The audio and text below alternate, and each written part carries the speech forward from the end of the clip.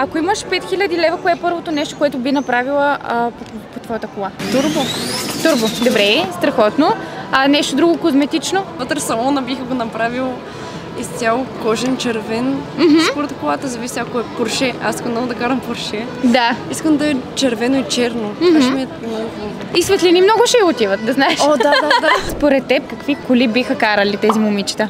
За момичета с черната тениска, мисля, че би карал BMW. Добре. А момичето вдясно? Ауди Какво или харесва? Мерцедес, според мен. Добре, коя според теб е най-наценената марка кола? BMW. Добре, а най-подценената?